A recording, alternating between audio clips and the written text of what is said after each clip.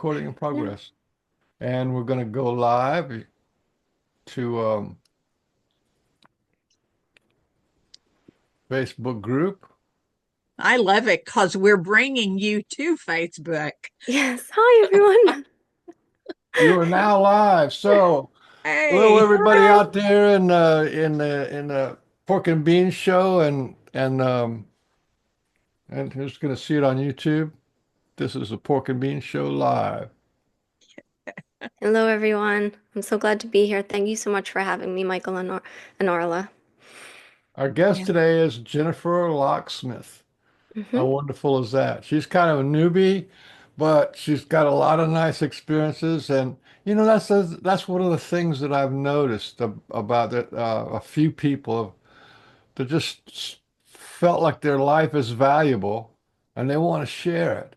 I've talked to a lady for about an hour yesterday, and and she's got Jesus talking to her and she's reading the Bible and all these things are coming to her and she's getting downloads and she's actually really sweet, kind of a simple person. Hmm. But she says, well, I guess I want to make videos now. So, you know what I mean? It's like, how sweet is that? It doesn't Yeah. matter. I mean, there's a lot of people out there. I know a lady who's been on YouTube for like years and she does really high quality stuff. And her view counts is like the same kind of thing, 60, 50s, 80s, you know. Hmm. I'm thinking, wow, but even so, it's the phenomena of going out and recording your voice and honoring your story. Yeah. Well, I feel like that's how the truths get shared. We know we're not going to get official confirmation, and if we do, it's probably not going to be the truth. So I feel like everyone has a piece that they're bringing. So that's what I feel compelled to do is just share. And I've got a bunch of things. Like my whole life, I've had strange, what many people would consider strange experiences, and they've come not to be really strange for me anymore. It's just like, well, that was weird. And other people were like, that happened to you? Oh my gosh. I'm like, oh yeah. Um, so yeah, apparently I was adopted when I was a month old, and I've since learned that I apparently there are a lot of psychics and healers in the family I come from. So that explains a lot, and that was very confirming for me when I heard that, and comforting. So yeah, I have all my experiences written down here, and I figured I would just go chronologically. And it's crazy. I didn't realize how many I had until I sat down to write them. And then there were things that I remembered when I sat down, like, Yes. how did I ever forget that happened? Um, Well, it's a good thing to do. Uh, yes. I have a list of what I call spiritually transformative experiences, Mhm. STE, spiritually transformative experiences. Experiences. Yes. Yeah, and I was also impressed. I'm not even sure I got everything down, but I got a bunch of them. It's hard to. And then like Yeah. just these beautiful little things that happen that let me just delete. In my life, and now too, and I don't post as much as I used to, but if I posted everything that happened, it would be a constant for me. And I'm just, I'm going to post and share what I feel I need to. All of the other stuff is it's my life and how I'm living my life. If I feel like by sharing something it's going to maybe help somebody, Mhm. then yes. But I mean, the normal things that go on Mhm. around here, it people would, well, people have already said I was crazy, so they'd just have to extend that out a Yeah. little bit more. I mean, so but Yeah. that's the thing. And what's wonderful about now is there are thousands of people who are doing this. I know, Hmm. when I first came into it a very long time ago, Hmm. you didn't have people like us sharing openly things. Hmm. And of Yeah. course, I didn't know any better than to not do it. I mean, it's my truth. How can I talk, if I'm not talking my truth? Right. But now Oh my gosh, I saw a thing on YouTube, and like you were talking about, Michael, how many are on YouTube now? And now there's this whole thing of all these different people saying, if you're over 40, start a YouTube channel. If you're over 50, start a YouTube channel. And so you've got all of these people now on Hmm. YouTube that are telling other people how to start a YouTube channel. Yeah. And that's information out there. Hmm. Most of it, no, probably wouldn't be something I would watch. Hmm. But, or would what I put out there be something everyone would watch? But it doesn't make any difference if just one person says, aha, oh, wow, then everything that's been done is worth it. Yes. That's how I look at it. My YouTube channel is not big by any stretch of the imagination, but I'm not trying to do that. It's not Hmm. monetized. So, Right. Yeah. I'm just doing it to share in another way. Hmm. And I think Yeah. that's important. And I love seeing people like you that a lot of people maybe haven't heard that would be Hmm. in mine or Michael's circle of people, Hmm. because that just says, oh my gosh, we still have such spiritual growth Hmm. going on now. Yeah. And that's what I love. Yeah, me too. And I've definitely been feeling that spiritual growth happening all my life, but fast forwarded recently, almost it feels like. And just going through, just commenting on what you just said and how beautiful it can be to learn information and make connections through this.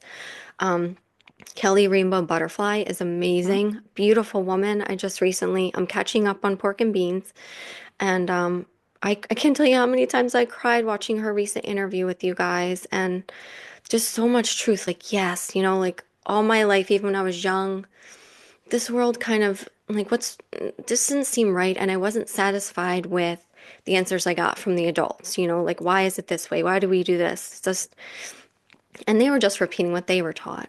But when I think about like, okay, well, what are we really supposed to be doing here besides these 9 to 5s and all these, things?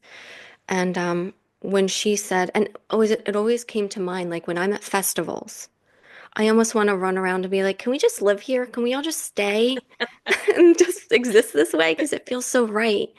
And, the work she's doing, bringing up events for people to come together. And as Bill Hicks said, we're meant to be creating and sharing and singing and he didn't say singing and dancing, he said creating and sharing, but just singing, the dancing, playing music together, sharing food, sharing the things we've created. I just really feel like she really hit it on the head when she said, these festivals she's doing is what she's doing, she's living it. I'm so grateful for her. And if you're watching, I'm grateful for you. And thank you for having her. Um, so yeah, so I have had a lot of, I think now I know that the Bigfoot people have been communicating with me probably for longer than I realize. And I've also had some ghost encounters and also just some really beautiful synchronicities and messages from especially my pets that have passed because they are very much my family. And so I just wanted to share some of those experiences too Well, with you before guys. you do that, would you Yeah. please share the little conversation we had on the phone today? Because I think Mhm. all of you get a kick out of it. Yes. Exactly what's Yeah. going on. That's a perfect way to start because I actually would have I didn't write them down, so I'm glad you reminded me. So, well, do you want to say your experience first, which then prompted me to feel like I should share? Uh, Or do you not feel no, comfortable? you just tell it Okay. because you were like did this what months ago or something, right? Yes. So I've realized that I think I've been getting gifts. So one of the things that happened just this past summer, I have a shepherd's hook outside where my deck is, and I have a hanging plant on there. And every morning I go out and check to see if it needs water. And one morning this past summer, I went out, and as I'm approaching it, I thought there was, like a dead dried flower on top, like balanced on top of the actual plastic hook. where the hanging basket is. And as I approached it, I realized it wasn't a dried up flower. It was a tiny little baby bird. It didn't even have wings yet, and it had passed over. And so I gently took it down, and we have a nest of robins under the deck. And I just felt like I was meant to have a little ceremony and bury it. So I did. I buried it underneath its kin so that they were never far away from each other. But even in that moment, I didn't understand how it was so perfectly balanced on top of this plastic hook, you know? And Michael told me, well, what do you think put it there? I think maybe the Bigfoot people did. Yeah, Yeah. so today, and you had a question, you like your question was, did who put it there? That Hmm. was the kind of a passing question. So today I went out before the show and I walked down the street to my tree, and that's the same tree that I got the squirrels falling out of the trees and rats falling from thin air. That kind of that's where it was. And there was a dead bird there. The little thing it was only about this big, full grown. It's like a little finch or something. It's very small. So I said, "Oh, I guess I better take care of this because of where it was. It wasn't like I was just on the side of the road there. It was right in the middle of the road." And so I picked it up and went to my house and buried it. And to me, it was obvious that was the Sasquatch was just saying, "Here, take care of this little guy." So I went and buried it, and then I called Jennifer, and sort of today when her and I are going to meet, we have the same story about little dead birds that were, to me, obviously it was Sasquatch who put it there, and so that kind of clicked for her and me. We both have these two dead bird gifts, you know, Yeah. Yeah. same day. So I thought that was sweet, and it's Yeah. the little things that are Yeah. with Sasquatch. Yeah. So do you think that was a baby bird that had passed and they just wanted me to bury it? I don't know. There's no way of knowing. It could be that. Hmm. It could be just for them saying, "Look here, look at this," Yeah. or it could be a setup for this show. That It could be. I'm not kidding because they're Yeah. not beyond that. They've Yeah. done it a lot. Yeah. One of our first shows on Pork and Beans, Brian's after the show was over, he lives in Canada, right? He lives in like in a suburb, and his fiance, his wife, went out to their sort of front steps, and there was a piece of pork sitting on a lawn chair. There's this Oh little my piece of goodness. pork sitting on it. It's a pork and bean show. You see what I'm saying? Oh, oh my goodness. Yes. That's the kind of stuff that's been going on here. I'm sure they got a good There's laugh out of that also one. is to let us know that they are here Hmm. watching now. Yeah. Yes. And they also showed um, the caring that you both have for all of these beings that we live with. Hmm. And, both of you did something that a lot of people wouldn't have done. They would have just taken it and, put it in Hmm. the trash or whatever. But there was an honoring Hmm. of that. Hmm. And they showed the honoring of connection as Hmm. well. I mean, Michael and I, when we started doing this part of the pork and beans, we were like, well, we don't know if we're supposed to do this or not. Hmm. And that first show, it was like one thing after another. Yes, you're supposed to be doing this show. And Yeah. I love it that they continue with that connection. Hmm. Yeah. You Like know, they're that, letting me know they support me being here today. yeah, I Because do. I did wonder, like, am I supposed to be talking about these things? Would they be upset if I shared what happened between them and I? But obviously, I'm meant to be. And I knew I was meant to come on the show. It felt right. So I'm glad to be here. But you're so right. Yeah. I couldn't believe it when you said that about the bird because I was like, well, I actually have a story too. Um, And so these are specific. You know, they're like they always leave room for doubt, but then when mhm, you really think about it, it's undeniable. There's no yeah. question really. There's no real question about it. Yeah. Well, it was funny. Recently I put out plants, and I mark what's growing in these pots on the deck. 'Cause I try to grow like my own herbs and vegetables and things. And the season had passed. The basil plant that had been in this pot had passed. It was over. And all of a sudden there's this new greenery coming up. So this new plant, and I hadn't planted anything, nothing new. I had started the basil from a seed, so I don't know what this plant is growing in there. And my father-in-law was visiting and he got gutsy about it. He went up and he pulled a leaf off of it and ate it. And I was like, don't eat that. It could be poison. And he's like, well, it's not basil. I'll tell you that. I don't know what it is. I'm like, okay. So eventually this plant grows and it looked to be a flower. And when it opened, it was a purple, what did I wrote? I looked it up, purple petunia. And purple is my favorite color. So when that happened, I just was grateful. I took it as like it was a gift, and I was grateful for that. So, and then there have been bushes that have grown out of nowhere that we didn't plant. This land is very swampy and it's hard to grow things. And between our shed, I was telling my husband I would love to find a bush that blossomed some, beautiful, colorful flowers for back there. Arla's already laughing. She knows where this is going. And but it's just so hard to find, a bush that would grow in like a swampy area.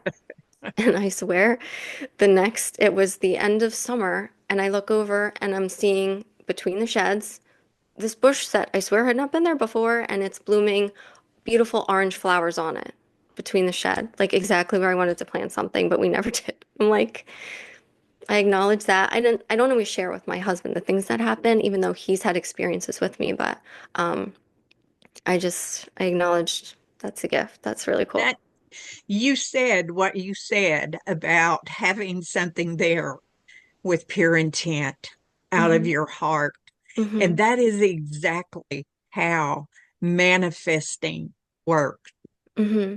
I've Yeah. had that happen so many times, and especially with things that grow. And it's just, it's not like you've been thinking really hard about it, but at that point, it's just on your heart that you would love. That one of my stories is on the 10 acres where the cabin is, where I had lived. Hmm.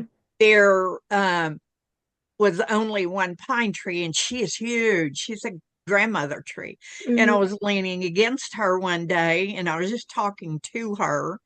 And I just said, oh, I would love if there were pines all over here.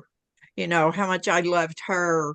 And the very next year, there were pine trees coming up everywhere. Oh my goodness. So that pure intent of the heart, Hmm. that's, you can manifest anything. It Yeah. doesn't matter what it is.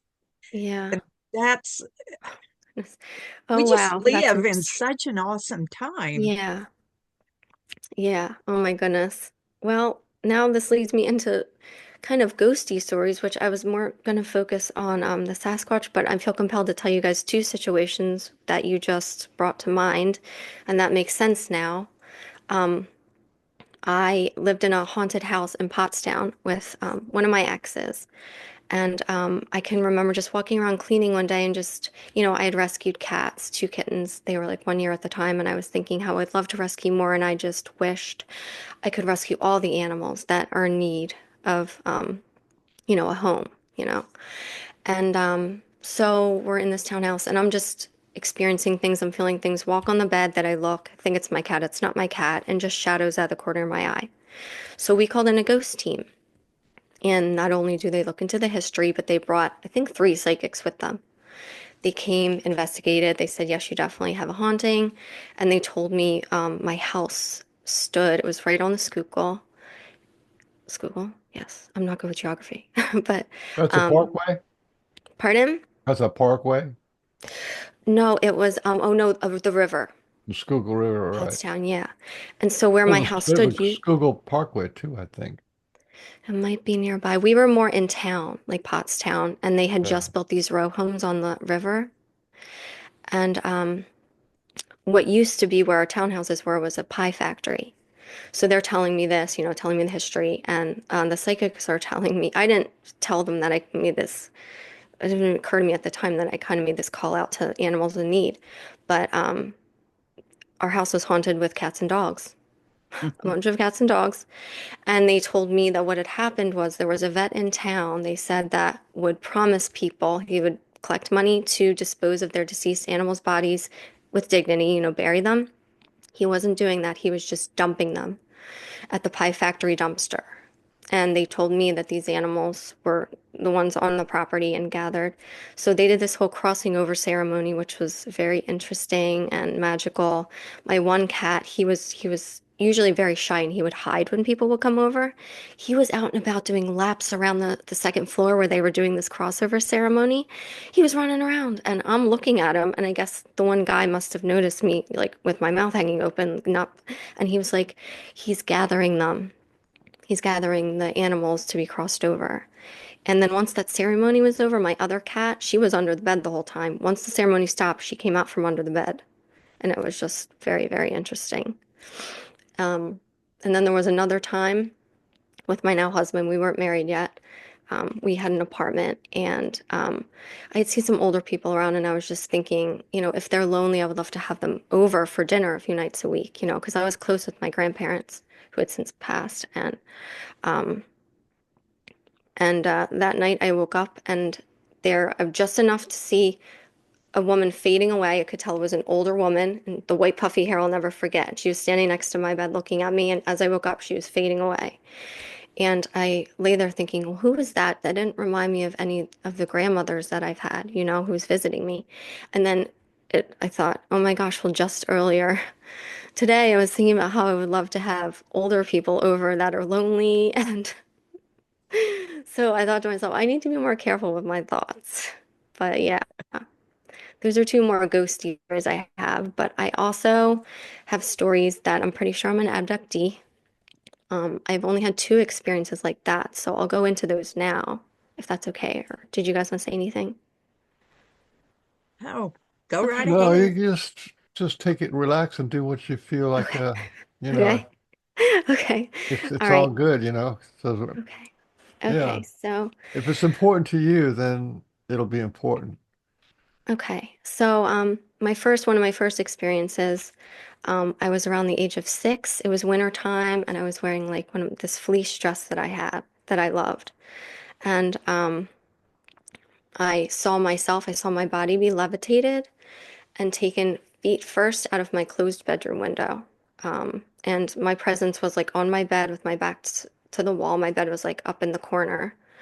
And yeah, I just saw I guess it was my body be taken out of the closed bedroom window feet first.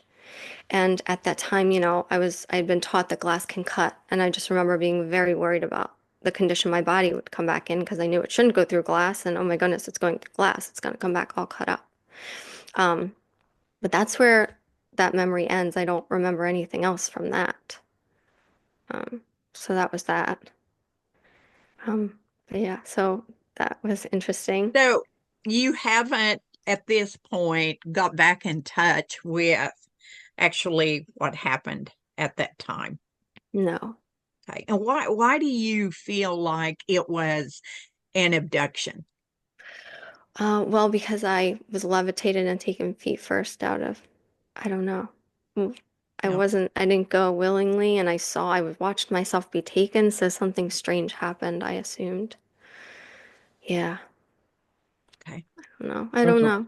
pretty classic memory for people Hmm. who have been taken. Yeah, Yeah. yeah.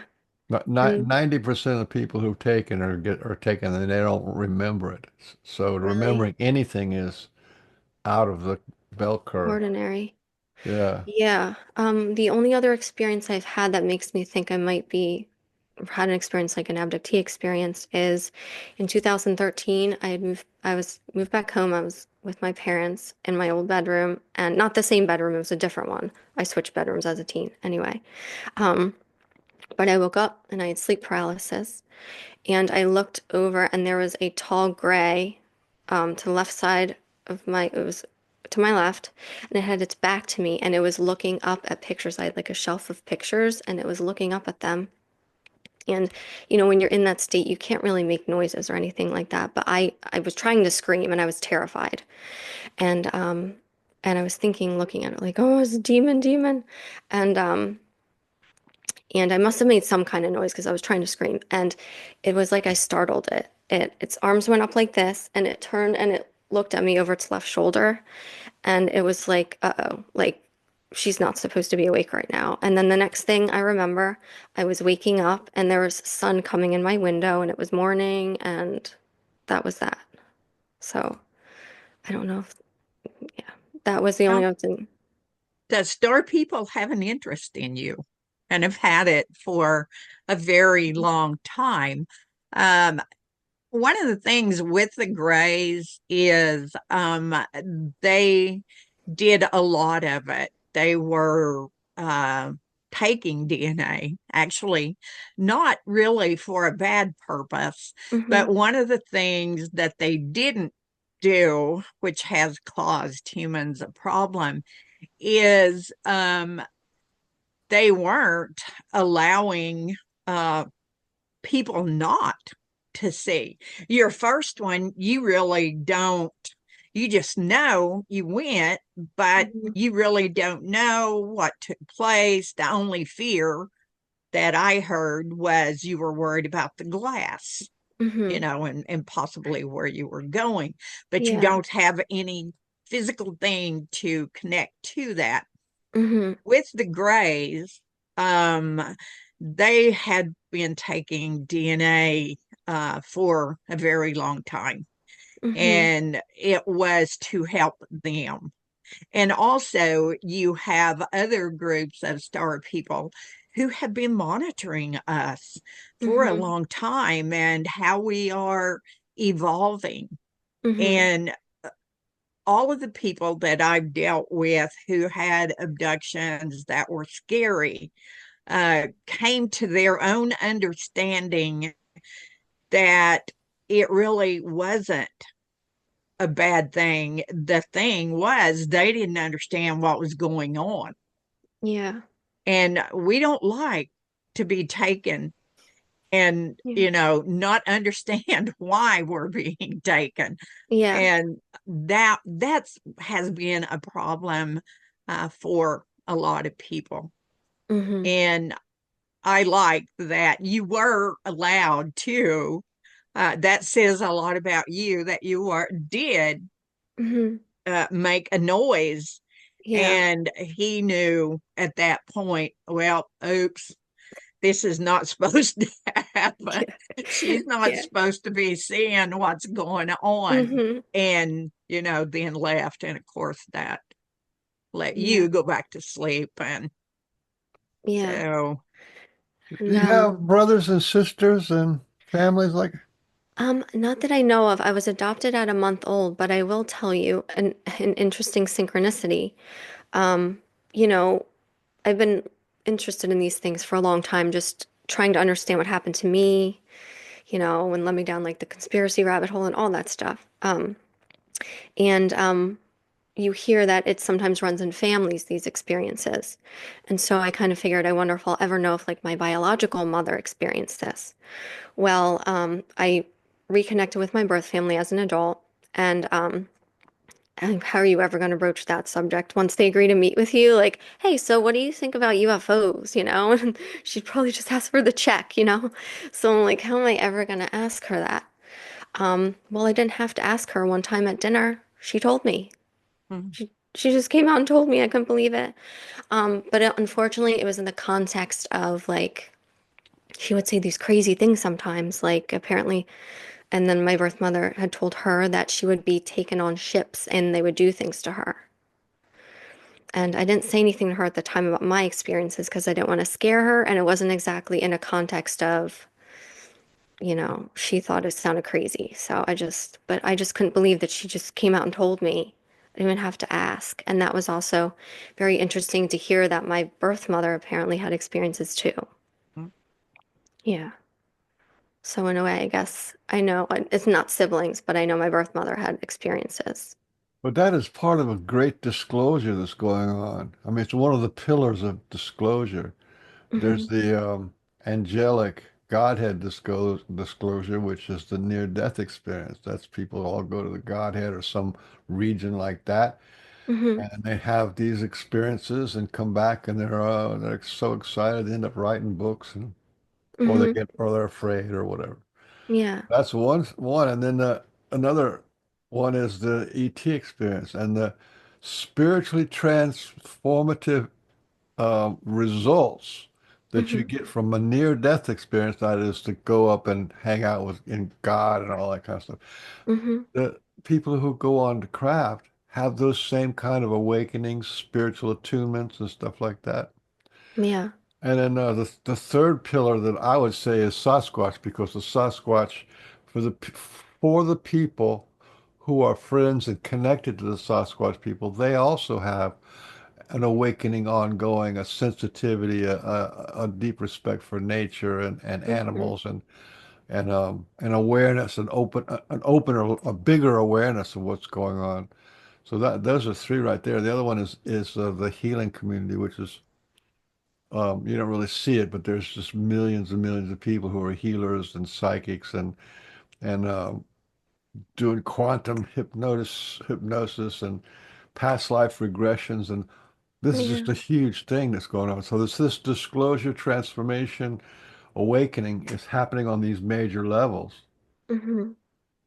Yeah, I feel like that's going to be the norm there seems to be a new world being birthed, and that's going to be the norm, I feel. Oh, Very I forgot definitely. about remote viewing. Remote Hmm. viewing is probably one of the most important phenomena, Hmm. Yeah. just because of what it actually means. It's connected to, clairaudience, clairsentience, and it's connected to all these other psychic abilities. Hmm. It's like the low-hanging fruit. Everybody can remote view if you just take a class or two, Yeah. But That would be a cool thing to learn how to do. yeah, Yeah, I've had. what remote viewing does, Yeah. what it does is this proof that we are infinite, Mm. because remote viewing is not remote and it's not viewing. Hmm. It's a feeling Yeah. inside. Yeah. And you're not traveling out of your body to go to Mars to look at a footprint, or to go to China and watch the first emperor build his stuff, right? You're not doing that. Yeah. It's already inside you. So we're intimately connected to all points of time and space. And that's a really handy thing to know. Would you call that? I've heard many people mention the field. Is that what you're referring to? Like Yeah. connecting to the field? Well, what the Sasquatch call it to me, they were the impressions I got, what they were calling it was no space. It's not a Okay. field, it's no space. No Okay. space means there's no space between me and you. There's no space between me and my computer. There's no space between anything. Yeah. Hmm. And the star people, the group that I'm working with, that consists of star people and ancient Sasquatch people and ascended masters. They had told me they are working with the five elements and of the earth, and of course, earth, fire, air, and water. But Hmm. the fifth was space, which space is no space. It's all it encompasses everything, Hmm. which basically means what Michael said, there's no space in between because we are already in that space. We are that space. Everything is that space, and that encompasses then everything else. And so there's a lot of names for it. Yeah. Feel and like Michael was saying, no space, space, whatever. It's all basically, the same thing. The the thing with space, when they talked about that, which is Mm-hmm. the field or whatever, Mm-hmm. was I was speaking about the light codes that I videoed, and they were doing a tea service while I was talking too. They were learning. It was just really cool. There was someone teaching us about tea Oh. while I'm talking about this after we videoed the codes. And the girl that got up to go get our tea to fix it and bring it to us, Mm-hmm. and she got it, brought it in, and was pouring everyone tea, and she poured my tea, and I took a quick sip and I went, oh, that's so good. And a person asked me a question about the elements, Mm-hmm. and I said, earth, fire, air, and water, and space. Mm-hmm. And she turned around and she looked at me. She said, the tea that you just drank is called Iowa, and that means space. That means Oh. everything. So, there again, there's that confirmation of connection, like what happened with you and Michael and the birds. Mm-hmm. And that's happening constantly now. I love that. I love when that happens. Um, oh my gosh. What did you say? When did you just laugh? Did you explain to her about No, this? I just, yeah, that's space, Oh my gosh. At this point, I'm pretty used to stuff, affirming, Mm-hmm. and so everybody went, oh my gosh, that's right. Yeah. It's space. Yeah. Now, she was used by the universe. Mm-hmm. She didn't know I was going to be talking. I didn't know I was going Yeah. to be saying that at Yeah. that point, or Mm-hmm. this didn't Yeah. know. And then when that happens, it's like that's that affirmation Yeah. that yes, this is right. And for you, you're receiving all these confirmations Mm-hmm. of things that you're putting out to the universe, Yeah. and you're getting to see this confirmation like with the animals. Yeah. And there then all of these cats and things, they come in, and Yeah. it's like the universe said, this is what you did. You Yeah. connected in, Mm-hmm. so those are cool things when they Oh, happen. I love it when those things happen. Actually, speaking of well, just the animals, this reminds me of some experiences I've had. When I was taking the picture for my Being Human Now show, um, I knew I wanted to take the picture. I didn't want any symbolism or anything. That's just me. I trust nature implicitly, excuse me. So I had in my mind what I wanted for the image. And it's me holding dirt with a plant in it and the turquoise ring on my finger. Sorry. And when I went outside to take this picture for my channel, my husband came with me, and this had never happened before. We came out to take the picture, and all of a sudden, there are these two young deer. They reminded me of Bambi with the white spots on their backs. And there's 13 acres behind my house here, and we do have, a big yard too. And they were right at the edge of where the woods met the yard. And they watched this picture be taken. And of course, then my dog saw them and chased them away. And I was like, "Don't do that." But that was such a magical moment for me, and just a moment of confirmation that yes, because it's important to me. I want to live my purpose. I don't want to waste my life. And um, it was just so magical and confirmation for me that yes, you're doing the right thing. You should start this channel, and it felt like a blessing to have them there and watch that. It was so cool. It Um, is cool. yeah. And well, just I said I wanted to share some of beautiful synchronicities and messages from my pets that have passed because they were like my siblings and my babies. So, um, when my dog Britta passed away, I was in my early 20s, and she was like my sister growing up. I was always very protective of her.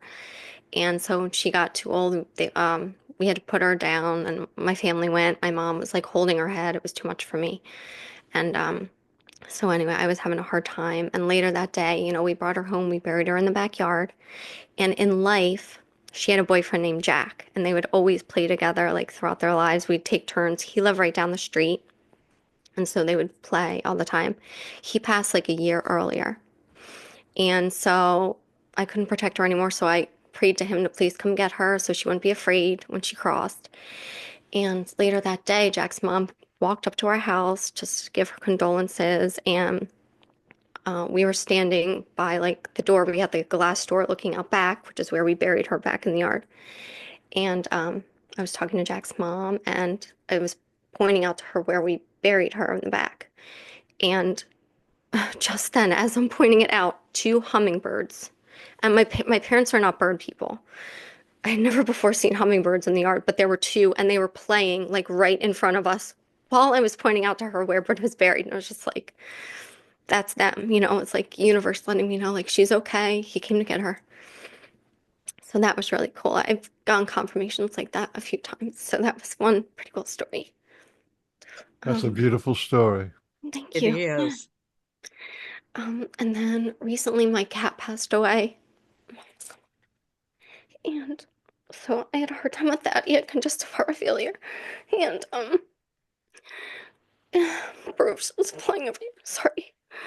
And I was not expecting to cry. So what happened? Yes. So right before he passed, he went on his own. He had congestive heart failure. I had him on medicine for a while, but they passed eventually. And my husband had been away on a business trip. And while he was on this business trip, he got like a cash prize. Sometimes you get like prizes that will come into play later. So he came home, and it was like the next day or so. My cat passed. I found him. He looked like he was sleeping under the bed. And so then what do we do, And my friend had told me, oh, where there are places you can take them and they take care of it. They'll cremate them for you. So I just Googled places that do that. There was a place called Paw Prints, not far away, and it was the one with the best reviews. So we took his body there, handed a nice woman.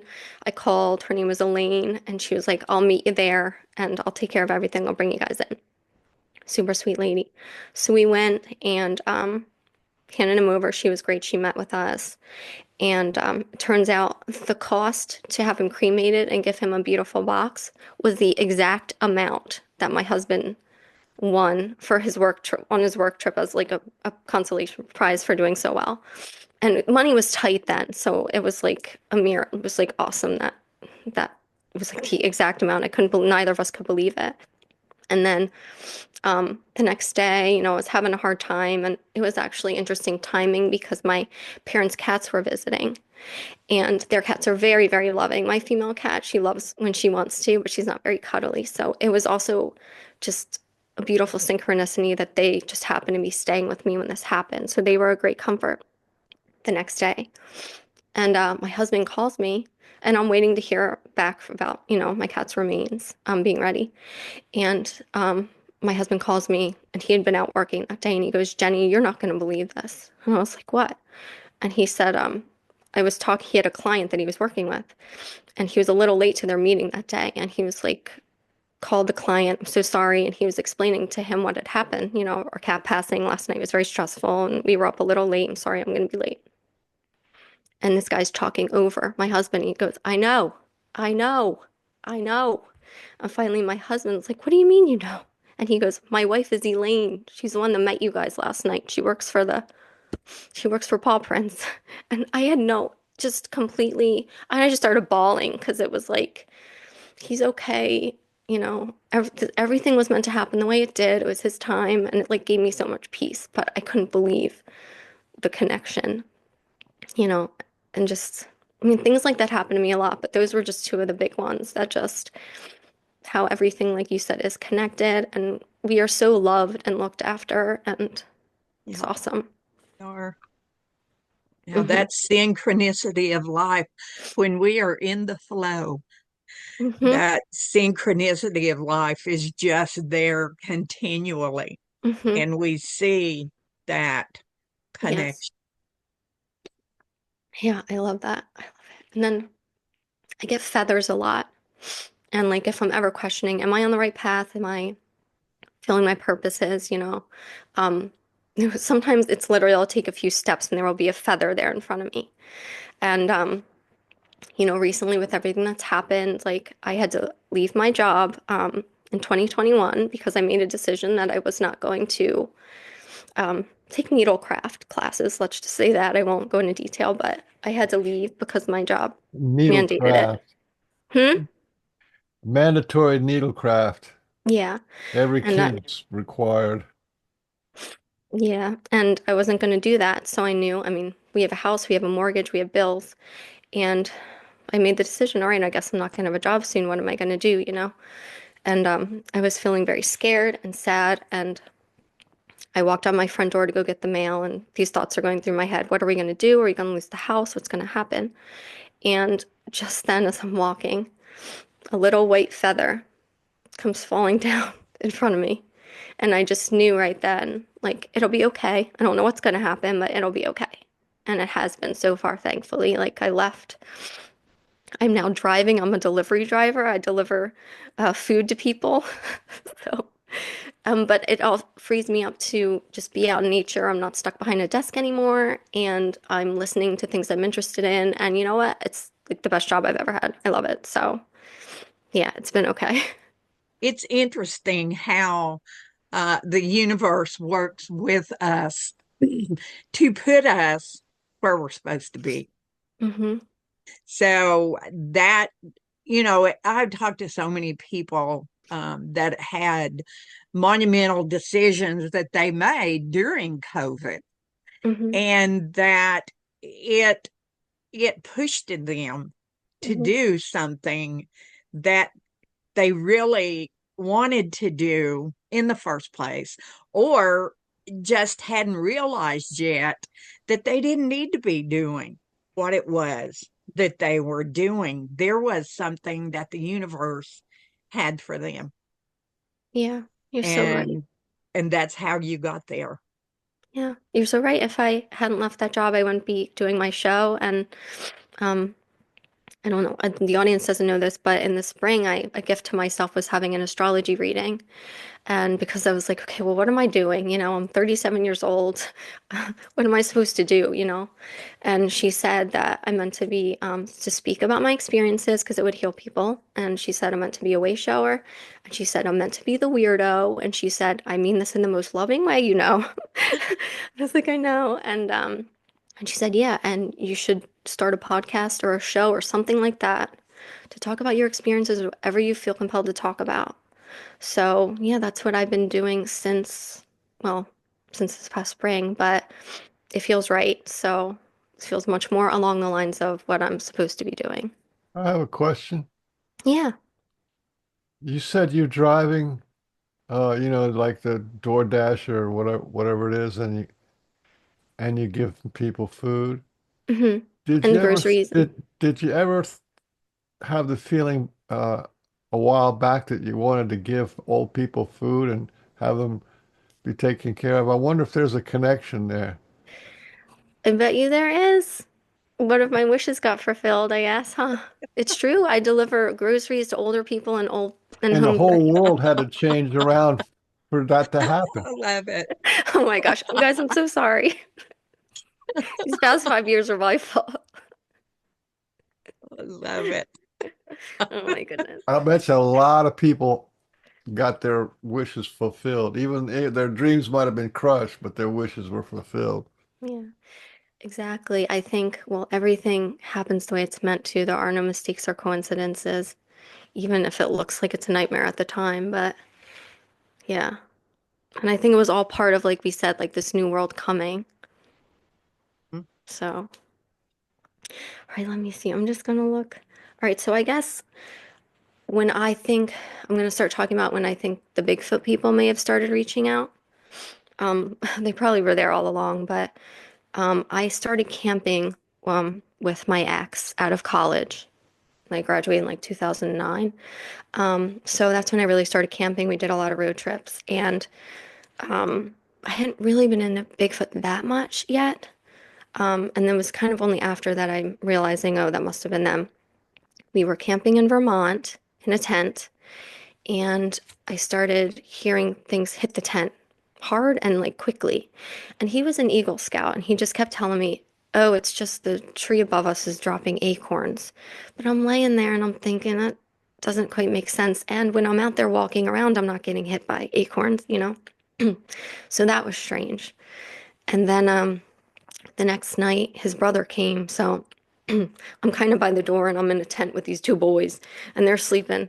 But I did sense a presence outside the tent. And I have to say, I was really, really scared. I was terrified, actually, like frozen, terrified. And I just felt like whatever this, it was sounded bipedal. And it was just standing outside the tent, like it was deciding if it was going to do anything.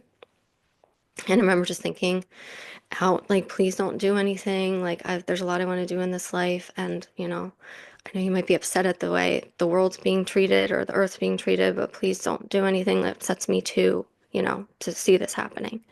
And then the present, I don't really remember what happened. Like I guess the presence went away at some point and I fell asleep. The boys never woke up and I never told them about that, but it was interesting just out of nowhere to be like terrified like that for no fair. It didn't sound like an animal was out there, but yeah. I believe you, but Yeah. I'm one of a really an oddball. I believe one of the gifts that the Sasquatch gives to many people is they give them a fear, and it's the most powerful fear that they ever felt in their life. Hmm. And and to me that's a gift, because once you reach or feel or confront or experience the deepest fear you've ever had, Hmm. all the other fear just seems to not have any grip on you. You know That's what I mean? true. There's this real fear that really happened, and then all this other imaginary fear that we have just sort of goes to smoke. Yeah. It's not real. Yeah. Yeah. And fear comes from misunderstanding. Hmm. You don't know what that is. You don't have any idea. And we are masters at creating things within us that we think it might be, Hmm. and then, you're to the point, well, I don't have any, I don't know what this is, but I don't like this feeling. Hmm. And so what could this be? Yeah. And so, but you did what you should have done. You talked to it. Hmm. And that's how I was taught as a little girl. If there was anything that I came in contact with that I didn't know what Hmm. it was, I was supposed to have conversation with Yeah. whatever that was. Hmm. And that helped. Hmm. So, that fear factor, it's real for people, Hmm. and they can create it um, in all different kinds of ways. And I love it that they just, started doing that out of the blue, throwing things against the tent. And Hmm. I mean, that's classic now Yeah. for Now that I know them, that, yeah. for people who they want to be in contact with. Hmm. That's pretty classic. It gets your attention. And that's Yeah. one of the things that helps so many people, Yeah. is because they go, wait a minute, you had that happen too? I Hmm. had it happen. Yeah. And that's an important thing. Yeah. It's So validating. you were on a journey then. Yeah. Yeah. And so it continued. So my now husband and I, we would go to Vermont a lot of summers to visit for like a long weekend. And this one time we were hiking on like it was like a mountain. So it was like the mountain, the hiking trail, and then the mountain, and kind of a drop. And my husband's a big goofball. He's a big guy, and he likes to joke around. And so he grabbed me from behind at one point, and there was no one else around. It was just like us. I think we might have taken work off. There wasn't really a whole lot going on.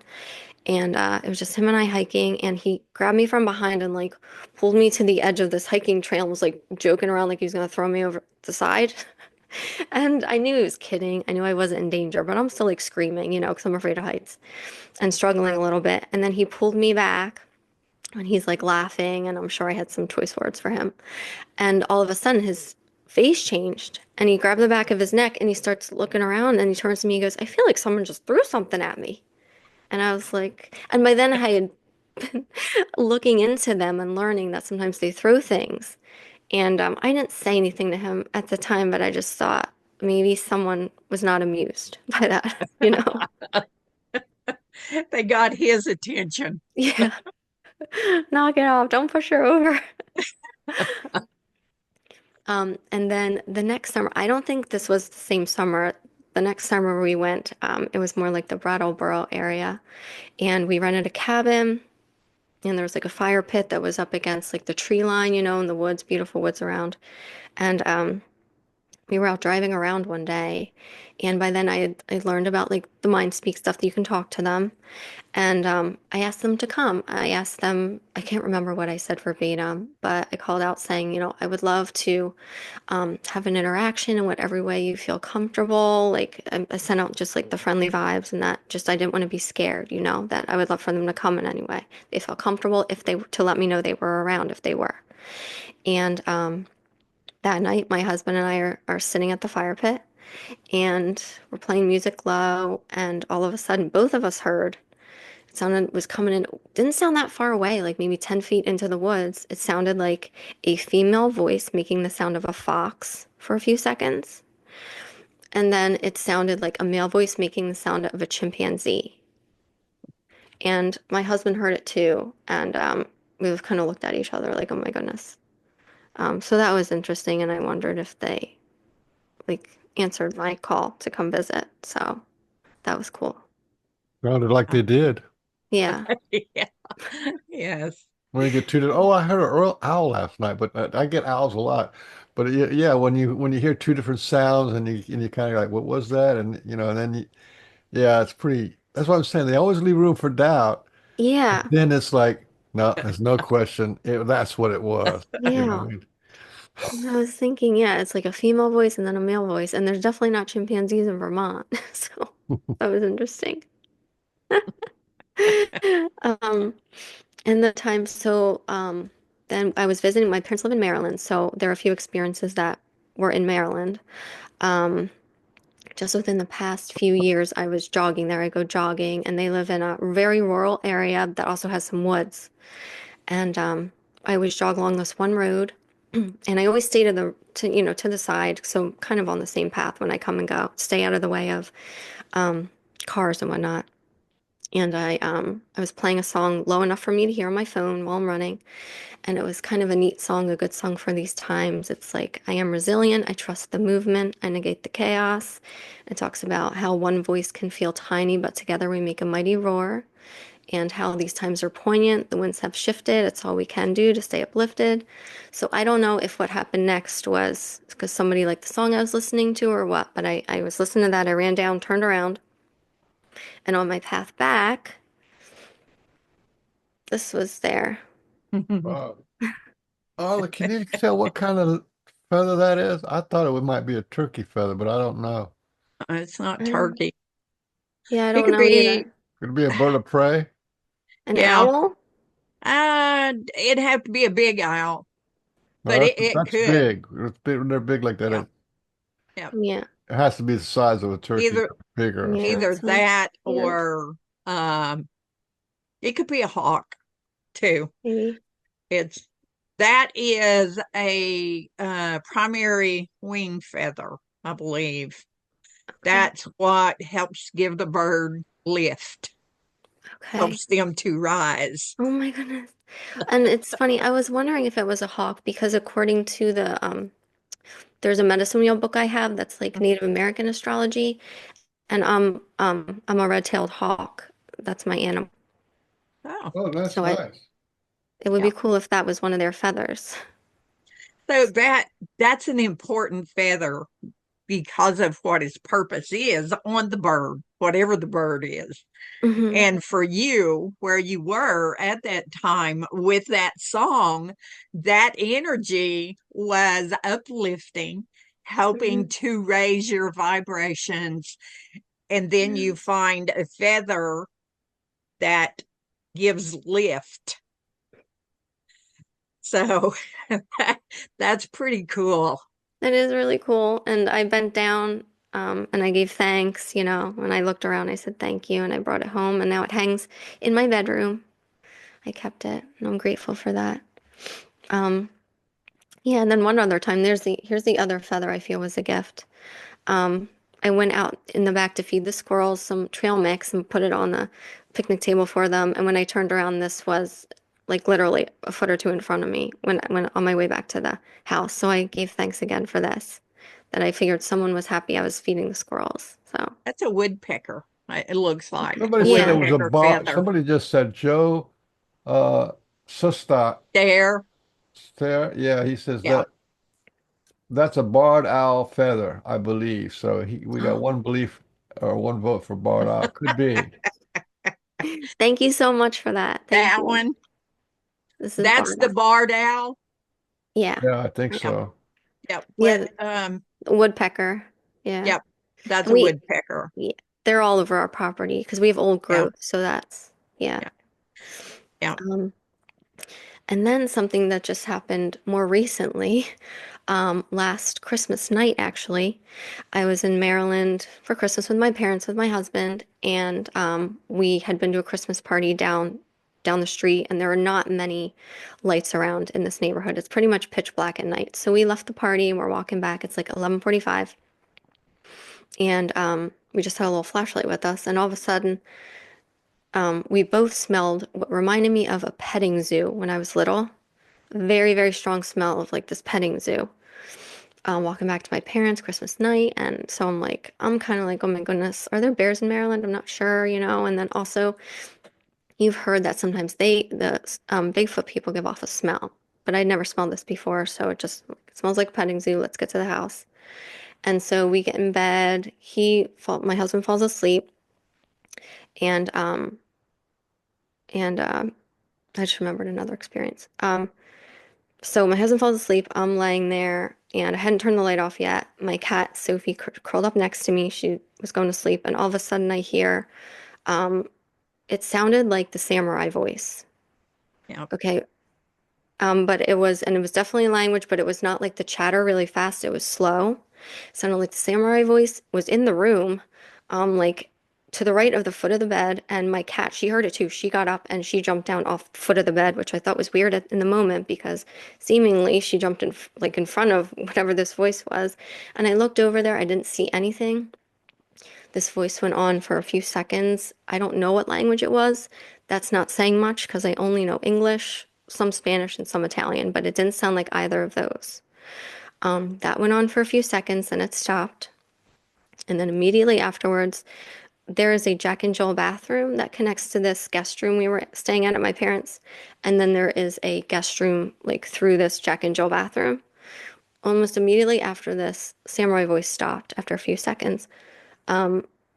It sounded like two men talking in the guest room over through the bathroom. I couldn't make out what they were saying. It just sounded like murmuring, like if someone in the room next to you hear murmuring. And that went on for a few seconds, and then that was it. It stopped. Like nothing else happened that night. And eventually I went to sleep. I just lay there for a while, nothing else happened, which was weird. That was last Christmas night. So yeah. Well, they do have smells. We have our own smell, but we Hmm. mask it continuously. Yeah. At different ones, a petting zoo. Okay. Mhm. If you are going to a petting zoo and you smell that, how do you feel about that smell? It just smells like animals. I don't know. It reminds me of when I was little. Okay. So that's a pleasant thing to Yeah. you. Yeah. Um, So if I were going to say what, how is this happening? One of the things I know that they do is they can create any odor that they choose. Okay. And they don't always smell like, that horrendous smell. They do that with a purpose, as they do anything, with the exception of their own natural smell. And I can tell you who's around as far as this family is Hmm. without seeing them by what I'm smelling. Oh, wow. Okay. And so it's like a signature, you know. Hmm. For you, this was a good memory smell Yeah. in a Yeah. place that you wouldn't normally smell that. Yes. And so it was almost like a greeting, Hmm. a Yeah. connection. And then the next thing you have happening is you have someone there in the room Yeah. talking in a Mhm. language that you don't know, but you did say samurai. So evidently you've listened to I Ron have. Moorhead's things Yes. on the samurai. Yeah. And when you slow that down, it doesn't sound like chatter. Hmm. It very much then Hmm. sounds like a language. Hmm. And Yeah. that's actually what Scott Nelson picked up on when he listened to that. Um, so you Hmm. had someone, as we've always called them, a somebody in Yeah. your room speaking, Yeah. Yeah. My and cat your heard it too. cat evidently wasn't totally terrified, or Yeah. they wouldn't have jumped off right in front of Hmm. where where they were standing. Yeah. That was wild. And my husband didn't wake up. He slept through the whole thing. But I've only since, within the past few weeks, found out from your show that they can decide who they show themselves to, right? So that was interesting because I always wondered why he didn't wake up. But yeah. Didn't wake up. Yeah. It wasn't for him. Yeah. Right. Yeah. It wasn't for him. And Yeah. those are special things, for Hmm. us. It's a connection just between us. Hmm. And to me, that definitely, and everything that you said so far about them is leading up to that connection. Hmm.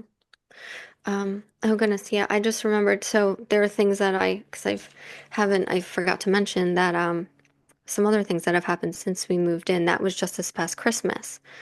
But when we initially moved in this house, like, oh God, how long? Like 7 years ago now. I did see orbs. On two occasions, I saw orange orbs in our backyard here now.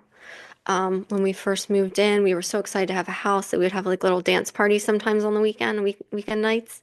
And it was like 2 o'clock in the morning when we're like, all right, let's go to bed. And I have a lot of windows in the back of my house that face the woods. And I was turning off lights and I just happened to glance out the window and I thought someone was smoking outside. I saw like a small orange light moving around. So I'm thinking, okay, someone out there smoking because I hadn't met the neighbor yet either. So I didn't know, does he smoke and maybe walks around out back? I mean, I thought it was kind of weird. He was in my yard, but that's fine. Um, because the fence is not enclosed. It's just like a line, just like kind of a privacy divider. And I watched for a while, and yeah, it was just like this bright orange. It looked like the end of a lit cigarette moving around. And then I got kind of like, okay, I'm looking at it, but then if this is someone smoking, they're looking back at me. So I got a little like, okay, I'm just gonna go to bed, and if anything happens, then I'll say something. But nothing happened. I wound up going to sleep, and it turns out our neighbor does not smoke, and he doesn't pace around in the woods either, like with a cigarette at 2 o'clock in the morning. Um, so that was the end of that experience. And then later that summer, I was sitting reading in a, I think we had the picnic table then. I was sitting on something anyway, and I was facing like where this fence is, and then there's some trees there. And something made me look up from my reading, and I see it was bigger than a softball, smaller than a basketball, this bright orange, same color. It looked like the color of like a hot coal. And it was moving towards the bottom of like the leaves of the trees. And when I first looked at it, I panicked because I'm thinking, oh my gosh, it's a fireball. It's gonna like set the woods on fire. And then I'm still watching. It's like, that's not a fireball. The trees are not catching on fire. And it was just moving at like this pace, medium pace through the treetops. And eventually I lost it. It disappeared. But yeah, and then that was that. So those were the two instances that I saw orange orbs in our backyard, but I haven't seen any since, and that was like 7 years ago. Um, yeah, That's cool. yeah. So that was really, really interesting. Very cool. There's been reports of those exact same orange balls Hmm. unfolding into a full-grown Sasquatch and walking away. Oh my goodness. Yeah, was So to that? me, to me, that because after you hear like four stories or five stories like that, Hmm. um, you know, yeah, Yeah. that makes it my first guess. Because as soon as you say the basketball size or the soccer ball size, that's the Sasquatch can definitely do that. Hmm. Oh, Yeah, So and I then we would can take do that. that. I would take that as, and we can do that too. Yeah, Yeah. we can do that. I want to learn how to do that. Yeah. I better be careful what I say. Yes. I'm gonna Yeah. pop into an orb here. Look. Oh my Yeah. goodness. That's cool. That's Yeah. And then a lot of things have happened just like when I'm coming out of sleep. Another thing that happened when we first moved in that was what I remembered when I was telling the last story. And in this instance, my cat Sophie, who sleeps with me every night, she, if only she could talk, she could be here to tell you guys. Um, we were in bed and I heard a growl at the window in the middle of the night. It woke us both up. I don't know what that was. I just heard a growl out the window. I'm not saying that was Bigfoot people. I don't know what that was. But we are on the second floor, so that was strange. She heard it. She got up and ran out of the room. And I got up. I went to the bathroom. I walked right by that window, and I was too scared to open the curtain. And then I went potty, and I went back to sleep. Believe it or not. I know some people were like, "That sounds crazy," but yeah. Um, And then there was another time I heard something in the room that a lot of people hear out in the woods, apparently. I was coming out of sleep, or maybe it woke me up. I don't know. I just know that I heard the sound of like metal on metal in the room, like almost machinery for a few seconds. Um, and then it stopped and there was nothing else. So yeah. Um, and then one occasion waking up. Well, no, it started with what seemed like a dream. So I've also been told I'm a healer. I don't know if this has anything to do with it. I'm not sure what this was. Maybe you guys might have some ideas, but I've been told I'm a healer, and if I want to heal people, to use my right hand. Well, I've never learned, and I've always like prayed for a teacher, like to teach me how. So I don't know if that's what this was or not, but I was having a dream that it was like a situation, and I remember there were two ways I could answer. It was like I was being shown in like standardized test form, a question and then like multiple choice answers. But then at the same time, it was also like a video question. Like this is a situation, and then I could answer like I don't know, like replaying with a video as my answer. This was like happening simultaneously in the dream. Um, and one of the situations I remember, the only situation I remember was I was on this like small blacktop road. There were trees all around, everywhere, like no houses or anything, just this black road and trees. And it was like this understanding. Oh, and there was an injured animal like not too far in front of me. And it was like gray and furry. I never really got to see what exactly it was. It could have been like a fox or a small wolf. And I was brought to this situation and it was understood like, okay, it's just you and this injured animal. There's no help coming on the way. There's no one else around. What are you going to do? And with all my heart, I wanted to help this animal. And I remember thinking, well, I've been told I'm a healer, but it's never worked before. I'm going to try though. And if that doesn't work, I'm going to carry this animal until I find someone that can help. And so I remember in the dream I started walking towards this injured animal, and just then I woke up. And when I started to open my eyes, I saw two things simultaneously. I saw a red light next to the left side of my head, like up against the left side of my head. I saw like a red light. And I'm just tell you guys right now, I never saw what this red light was. I only saw, I guess you would say, the residual red light coming off of it. So I wake up, there's this red light right next to my head, and I see my cat. This wasn't Sophie, this was my cat that passed. But when he was alive, not his ghost, when he was alive, and he was watching this. He was facing me by my hip, looking down, watching whatever this red thing was, red light next to my head. And I must have blinked or something, because the next thing I knew, the red light, his head was turned like he'd watched it leave, and it was moving down the hallway. Now, unfortunately, I didn't have a clear sight of the hall because the way the room is, my bedroom door is like all the way to the left, and then my bed's kind of like in the middle of the room. So I saw it was seeing the hallway at an angle. Never saw what this was, but I did see it had already left by the time I must have blinked, opened my eyes. It's already down the hallway, and I saw like the residual red light like moving away down the hall. And then that was that. I just kind of lay there for a while and thought about what that was all about. In the moment, I felt like something was trying to get a feel for my ethics or my morals, but now looking back, I wonder whether that was about to be a healing lesson, like teaching me how to use my abilities. Yeah. Yeah. Red factors into so many things of healing, and I don't hear a whole lot of people talk about it.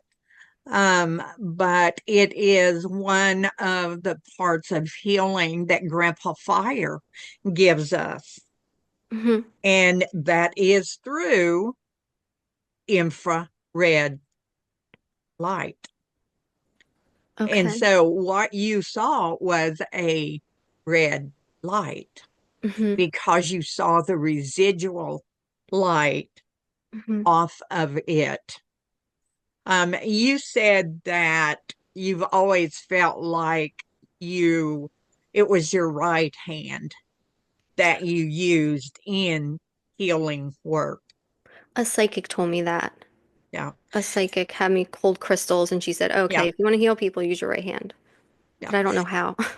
Well, there is a thought that we take in with our left Okay.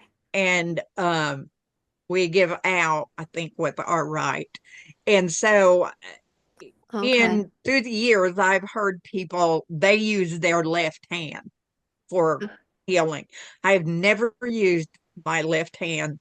It's always been my right hand Okay. that That's I interesting. did Okay. anything with. And I'm pretty ambidextrous in Hmm. doing things because I'm a weaver and I Okay. Yeah. basically use both hands. Hmm. But red is very powerful. It's you can start looking into uh, what the significance of red is. And of course, we know fire is very powerful. It Hmm. changes things, but there is a rebirth in that change. Hmm. Yeah. Now, so you never saw yourself heal this animal that was No. there? Mm-mm. I woke up as I was starting to approach it. Yeah. And I don't Okay. know why I woke up, but I did.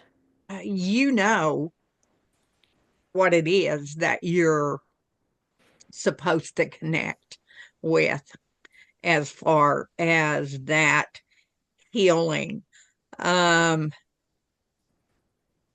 that connection I've read is amazing. I got chills all over thinking about the red Hmm. um, because it is in so many things that we consider healing and destructive. The sun, Hmm. working with the sun Yeah. is very much healing and yet can be destructive at the same time. So your process is learning how to infuse this red within you to be able then to use it. Um, if you can, uh, begin to work with Grandpa Fire Okay. and talk to him and ask him to guide you to understand this. And the sun too. Call to all those things that bring those properties and ask them to guide you in this. Okay. Oh my gosh. It's so funny you say that, Arla, because the astrologer told me I'm a she said I'm a Pisces and I'm supposed to be focusing more on my Aries energy. And that fits right in with what you just said. Wow. Thank you. Thank you so much. Um, that reminds me of something else that happened. And this actually, Michael, I've heard you talk about a meditation you did, a heart-centered meditation. And I guess it was must have been maybe 2 years ago. I got a Joe Dispenza book that was Becoming Supernatural. And in it, he has this heart meditation. And so I was home alone. I sat down and I was doing this heart meditation. And, breathing in, and I was breathing very deeply, because they say we don't use all of our lung capacity. You got to try to really fill up. And so I was breathing in very deeply, focusing on the heart, focusing on elevated emotions. And I was doing this for like almost 45 minutes. And Wow. I started breathing like I've never breathed before. And once I started, I couldn't stop. So I'm still feeling, I've got tears coming out of my eyes, feeling elevated emotion, but then I started getting scared a little bit. Are you saying that some external force or some other force than yourself was taking over your breath? Um, I In don't, I other didn't words, feel, like you weren't doing it. well, no, I didn't feel an external force. I don't think I felt an external force. I just was like breathing. I just like, I almost didn't know how to stop doing it almost. And I was feeling this pulsing at the back of my neck is all I remember. I hadn't thought about that if that it could have been another influence, but I thought to myself, well, I better go out and ground and just give myself to Mother Earth. She'll take care of me. And thankfully, it was warm outside, so I went out barefoot to the lawn, and I'm like crying. I've got like breathing like this, and I looked to the sun and gave thanks and gratitude, and then I kind of opened my eyes and turned to face the woods in my backyard and give thanks to them. And I made it like 90 degrees. My eyes were opened, and a hawk, right as I got to like 90 degrees, a hawk swooped down and like looked at me as it made like a downward trajectory. And I finished, I'm like, oh my goodness. And I finished turning and I was looking for this hawk because it looked like it was heading downwards. And I never saw it. I don't know where it went. I looked in the trees, I looked on the ground. Um, and eventually I calmed down and I started breathing normally again. But like I will never forget that. I felt like you're gonna be okay. And like I was it's like someone was watching over me. And I don't know if that was a normal hawk or that was more of like a supernatural presence that was just letting me know in that moment, like, you're not alone, you're okay. But that was really cool. Yeah. All I gotta say is wow. I mean, Yeah. you know, Yeah. I was given initiation by the Sasquatch people Uh-huh. into Oh, heart wow. light meditation. Yeah. This giant Sasquatch sticks his hand inside my chest Um, energetically, and it was almost identically the way you described it. really? And So, so was that your first introduction with it? Was them? introduction to heart light Like the heart meditation? meditation? Or did they just Yeah, help but you I with was a it? yogi anyway. Right. I was a Kriya yogi, and Mm-hmm. so I had done Yeah. years and years of meditation before that. So it's like as soon as you took over my breath and the energy, it's like a cool energy inside. It's not exactly your breath, but that cool energy inside is your life force, Mm-hmm. you get initiated with the life force, and it's the life force that the breath is driven by. And Okay. so that's how, and then if you keep doing that, you panic. And when you panic, you're really close to going invisible. Oh Yeah. goodness. Okay. Well, Yeah. that's kind of a cool thing, because Yes, that's it Yeah. how they is. do it. So you were given a lesson in how to go invisible or how to go. Oh my They goodness. Hmm. fill their heart up with light, and then their heart fills their body up with light, and then they can turn into light. That's Oh how my it is. goodness. Wow, that was a bigger But deal it was than I very thought. cool, and you should consider that a gift. And whenever you can, at night or in the morning, just give yourself 5 or 10 minutes of that, uh, the full breath. Yeah. Okay, yeah. Yeah, I And haven't done it that. walk your mind down from the coolness of your mouth to the coolness of your throat until that breath can get down to your chest. Mm-hmm. And when you feel the breath going into your chest, which is also your lungs, that's Mm-hmm. heart-like meditation. And then your mind is connected to your heart and you breathe from your heart. That's pretty Okay. cool stuff, really. It's really one of the most advanced yogas there is. And I didn't even really know what I was doing. Maybe that's good though, because then you overthink things. Hmm. Well, it's also real Thank you. simple. I mean, it's not that's meditation is not rocket science. It's about Mm-hmm. stopping the brain and, you know, Yeah. I will try there's that. nothing Thank you. complicated about it, really.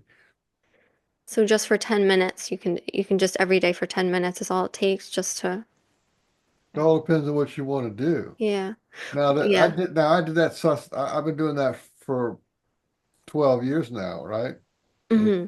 2012 to Yeah. 2024. I've been doing that for 12 years now. And it Mm-hmm. was in the second year. I did the first year, the beginning of the second year, that the Sasquatch came again, took over Mm-hmm. my breathing again. Yeah. And I was laying on top of my bed in my shorts and, Uh-huh. and uh, got me going really fast, really hard, really deep, fast, Mm-hmm. hard, deep. And then, uh, and then it was like, you can only go so far, and then you start to panic because you're actually hyperventilating. And it's like this, your energy in your whole body just kind of goes, because you're pouring in pure electrical energy, that your Mm-hmm. body's converting the hydrogen oxygen into electrical current and that's what happens. People can pass out from hyperventilating. Right. Anyway, so it got me right to that point and it's like I started to panic and sat up. And when I sat up, I only had one leg. I'm looking at my shorts Oh my gosh. and I only had one leg. I could feel it, but I couldn't see it. Oh, oh my goodness. So you were starting to disappear. They had, yeah, but and at the same time, I had this Sasquatch was right there with me, and he was sort of saying, "Listen, you're never going to make it, but let me show you what you could do if you were lucky." So he basically gifted me that Yeah. feel that disappear because that's kind of a big deal. I mean, imagine what the world would be like if people could just disappear Mm-hmm. and reappear. Yeah. It would be bad news for the politicians. It would be. You know what I mean? It I would be swear they're trying to bad news. stop us from being able to do it. Yeah, you get a traffic ticket and all of a sudden you just disappear. We need you to appear in court. Poof. I mean, what's the judge going to say if you just stand there and disappear, reappear behind him, pat him on the shoulder? You just see like the door open at the back of the room and your car start and Yeah, drive away. yeah. Like, what can a judge do? I mean, it's ridiculous, and that's the truth. Yeah. That whole construct of the social order is as ridiculous as that. It's an illusion. It is just silliness. It is. It is. Um, so I'm trying to think. See, you Well, guys are reminding me. congratulations, and I hope you remember and value it. Put your valuable dollars, and this is important, or this is super special, or this is like once in a lifetime kind of thing. Hmm. Put that all onto your initiation, your practice. Oh my goodness. So that was an initiation then. Yeah. Oh my goodness. I didn't even know. Well, when you said you couldn't stop or something was Yeah. controlling you, that's what it is. Okay. You were assisted by on some level. Okay. Could have been your own soul. I don't know. I'm not going to completely pin it on the Sasquatch, but since you've been having Sasquatch interactions, it's a Yeah. Yeah. good bet. So would you say that they're like my spirit guides in a way? Something like that? Or they're just around or Well, here's yeah. You could say that. You could definitely say that you're being looked after, Hmm. monitored, loved from a distance. Yeah. Okay. Not they're non-invasive. Hmm. Yeah. They're I just think giving you, I'm. like I said, they're just giving you little hints and little fragrance, a little smell, a little I Hmm. love you, and here we are, and isn't this special? And I yeah. feel like they don't want to scare me, is like what I feel. And I do think I had a sighting. But it was at a distance. I was in the car. Um, and very well could have been a teenager in all black that was super dedicated to the goth look on a hot summer day. But um, I'll tell you guys what happened. Uh, We were driving home from my parents, back to Pennsylvania, from Maryland to Pennsylvania, and we were driving down this road. There were people on the road. It was like one lane each way, and it wasn't like packed, but there were cars. And we were driving through two cornfields. There was a cornfield on each side. And up ahead, I saw what I thought was a teenager skate across the road in all black with his black hood up, like skate across the road. And I'm wondering, okay, first of all, it's a hot summer day. Why is this person all in black with their hood up?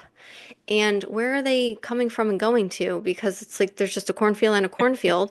But I'm still thinking, like, okay, maybe they just need to cross the road, and maybe there's something up ahead that they need to cross to get there.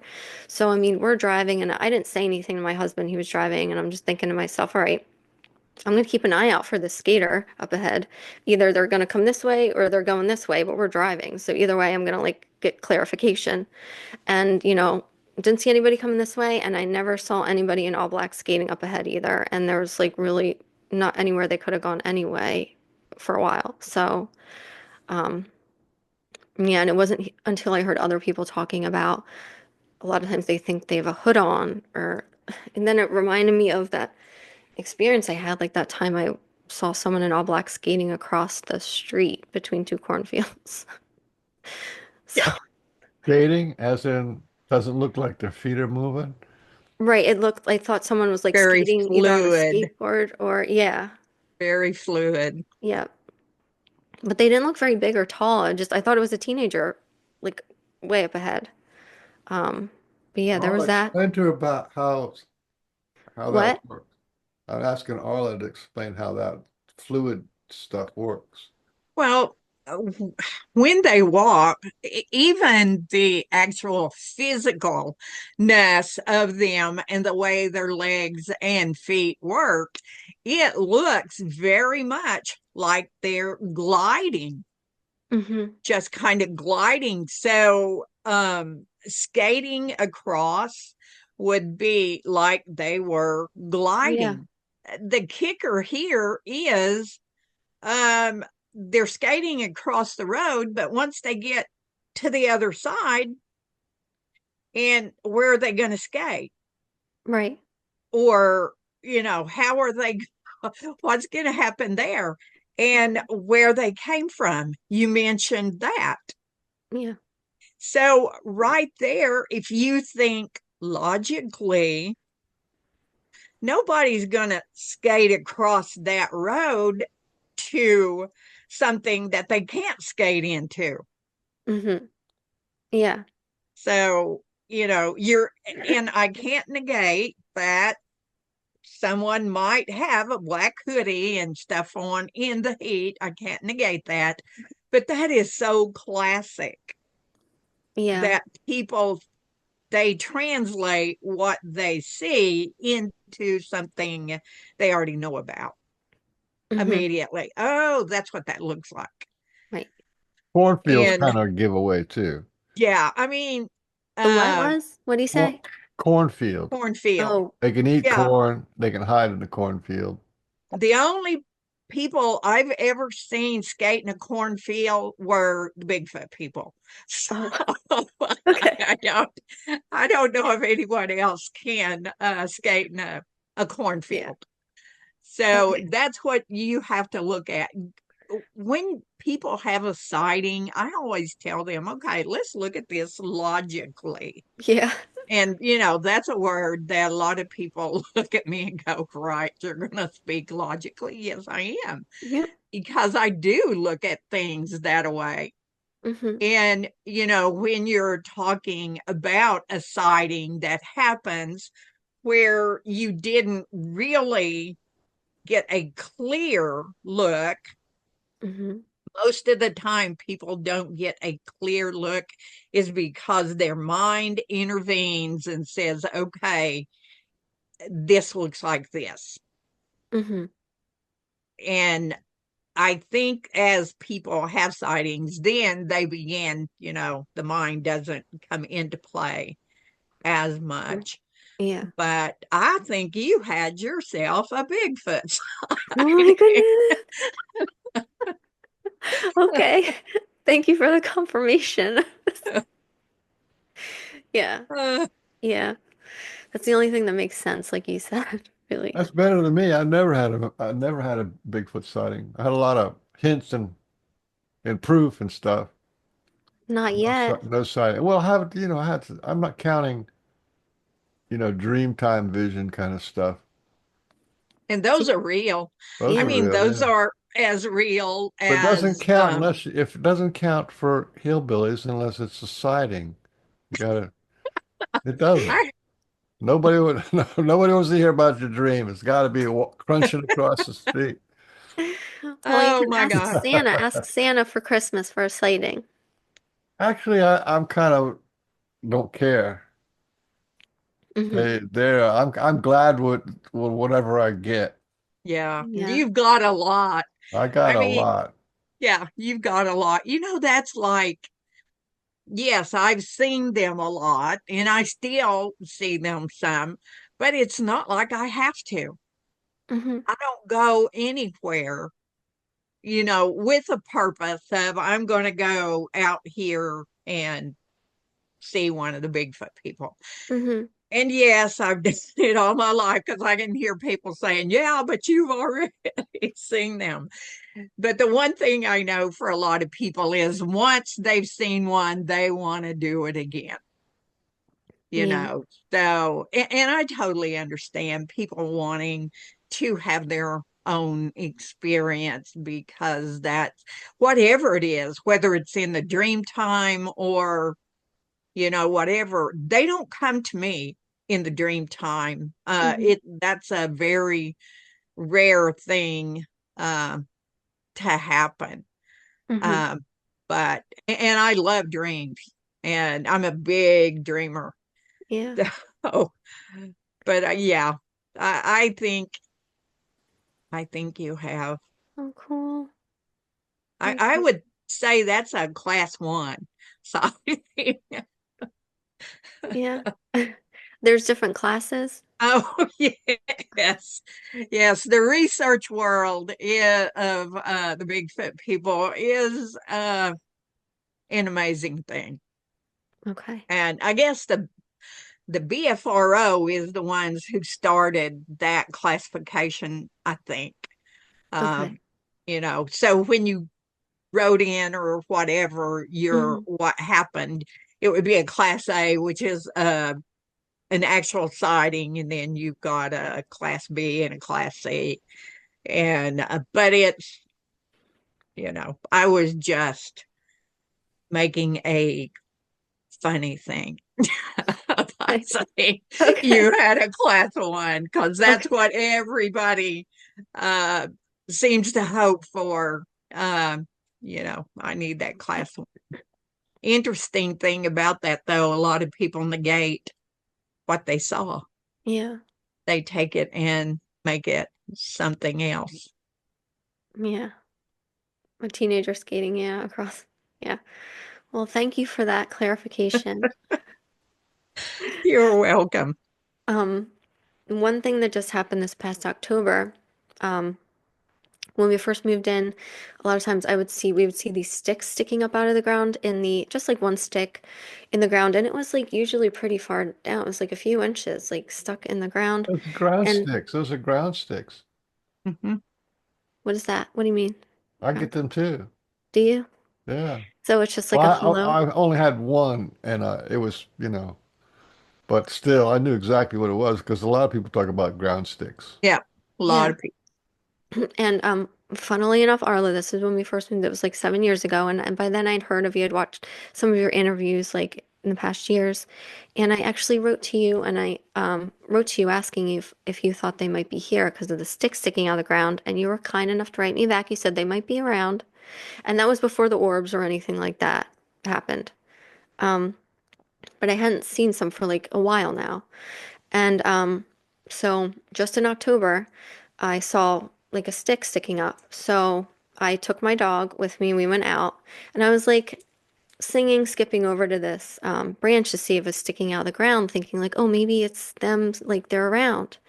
And got up to this stick, and it was not a stick sticking out of the ground. It was just a bigger branch that just happened to have like a stick attached, sticking up, attached to a bigger branch laying down. So as I got up to it, I thought, oh, okay, I guess they're not here. I had a moment of disappointment that it wasn't a stick sticking up out of the ground like before. And just as I thought that, my dog was behind me. He started barking, and I heard him like running towards me, back to my left. And so I'm go to look up from the stick to turn and see what he's barking at. Look at him. And as I lifted my head and started to turn left, I see the rump and the back legs about like 6 feet away from me of this deer that had already started running. And I just, first of all, I've never been that close to a deer. And also, I don't know where that deer came from because when I came outside, I was singing. I skipped over to the branch. My dog was with me. I don't know where this deer came from. I don't know if it maybe it was just a very brave deer. I don't know. But that's something that just happened this past October. And I've just found out like they can shapeshift. So I don't know if that was one of them. I don't know. It could have been. Yeah. Could have been. They lots and lots of stories of uh, a deer. One a friend of mine, Pete Buffalo Head. He's my taller other brother, Hmm. who's Ponca, Iowa. They were up on Ponca land, and there was a huge cornfield, Hmm. and they had been out towards the river where the Bigfoot people are a lot. Hmm. And they had headed back, and they heard bipedal walking behind them in the cornfield. And they would turn around and look back, trying to see, what was doing this. Yeah. And, they kept saying, oh, it's got to be a deer. It's got to be a deer. But it was bipedal walking. Hmm. And so they hurry, they get to the edge of the cornfield, they walk out of the field a little bit away, and they turn around, and this huge buck is walking out of the Oh my goodness. cornfield. Uh, Anyone who has ever heard deer walk, it sounds nothing like how a two-legged being would sound, and it certainly wouldn't be heavy bipedal walking, Right. and it wouldn't be you speed up, it speeds up, you slow down, it slows down, you speed up, it speeds up. Hmm. And so they knew for certain what was behind them Yeah. and following them. My And then gosh. when they got out, the big buck. So it was just like they were saying, well, yeah, we can do this too. Hmm. Showing you what they can do. Wow, that's so cool. Yeah. Let me And see the if other I. thing about the deer is there's lots of stories of like Brian and some of his buddies talk about when they were camping and then a deer just walks in Mhm. and hangs out for a while and it's like, an unusual, that's kind of not usual. And Hmm. to just have a deer coming in your yard and not necessarily be afraid, just be kind of natural. So that's another possibility. Yeah. Yeah. And you could be connected to deer as well. Hmm. I was walking down to the cabin one day. I'd been up here at the other house. And as I was walking, I could see a deer right there outside of the cabin, a big buck. And I thought, oh man, he's going to run off. And I started filming. He didn't run off. He stood there and watched me walk all the way to the cabin, which he was probably 20 feet maybe from the cabin. Mm-hmm. And I walked around. I'm talking to him the whole time. I sit on the edge of the porch. He's there. He looks at me, walks over to where I had some feed out, Mm-hmm. and he begins to eat. All the time, he's looking at me and I'm talking to him. Not once did I get the feeling that it was one of the Bigfoot people. It was Mm-hmm. very much deer energy. Yeah. And so I took pictures of him while he was right there. And then after a little bit, he kind of walked over on around. He turned around and looked at me and then just walked off.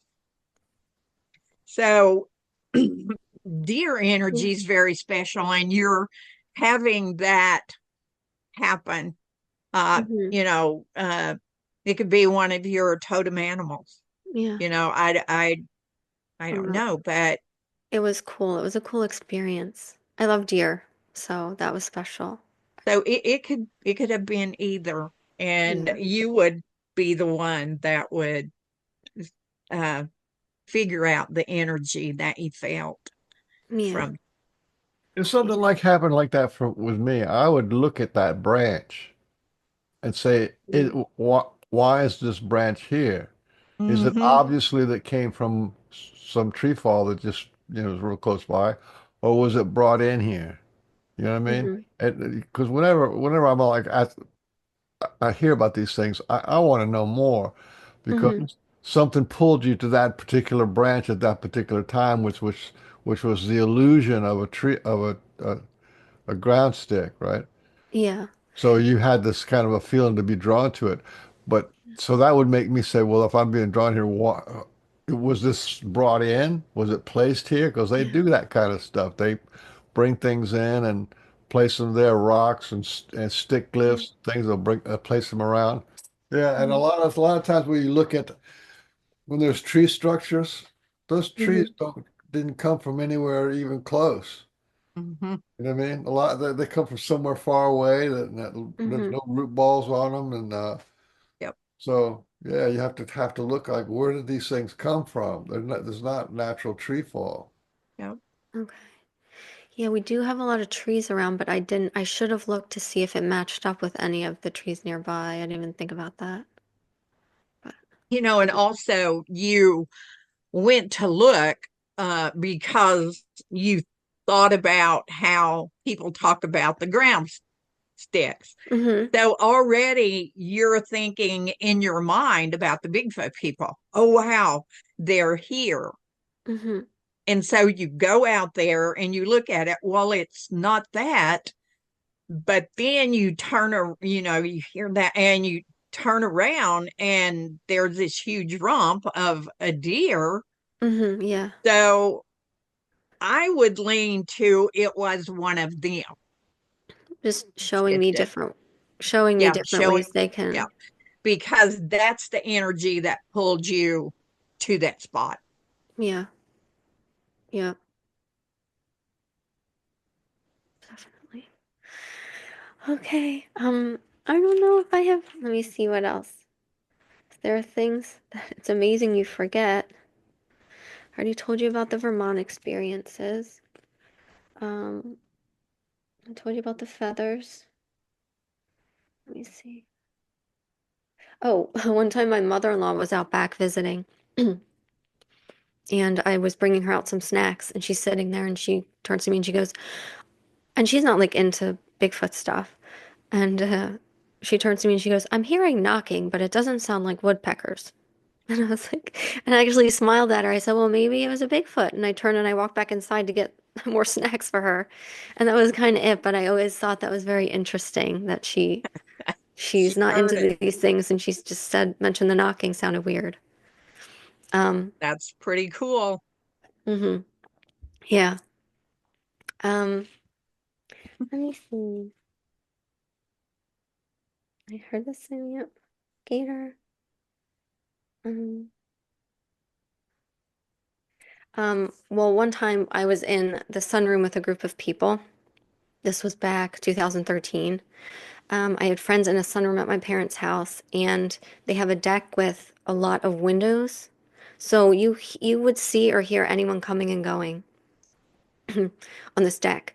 And we're sitting in the sunroom, kind of looking out where the deck is, the backyard, talking, and all of a sudden, all of us heard three distinct knocks on the sliding glass door. And we all turn and look, there's nothing there. And I mean, I was sitting here looking out next to someone else. I didn't see anyone coming or going. And I always thought, I always thought that was a ghost maybe or something. But um, yeah. Oh. And I just remember another experience I had. Um, I thought this was more along the lines of like a ghost. When I was young at my parents' house, one of my errands, my chores was to put towels away.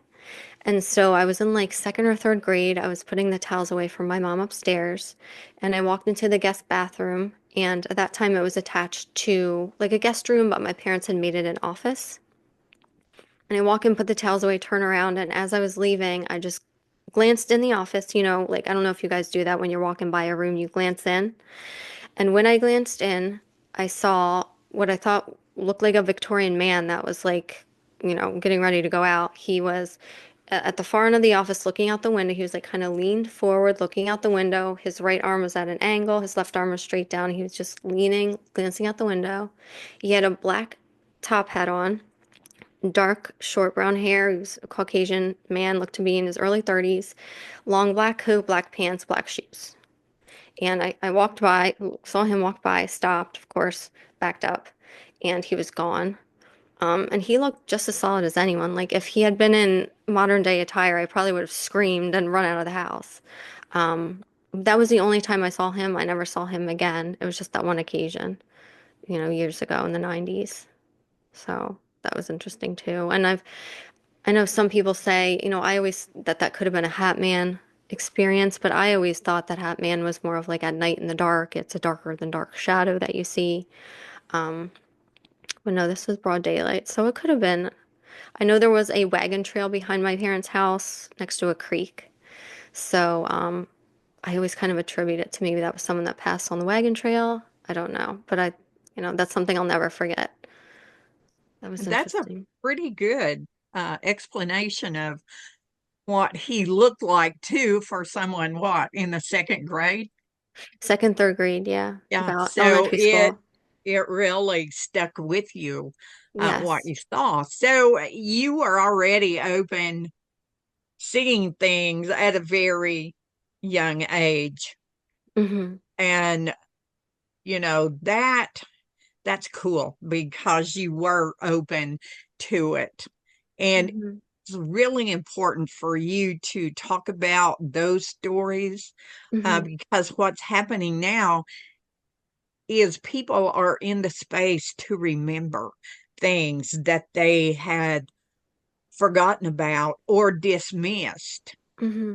And that really holds true with the Bigfoot people going, wait a minute. So that's what that was when I was just little, or I saw this and it was, I call it the spirit essence of someone.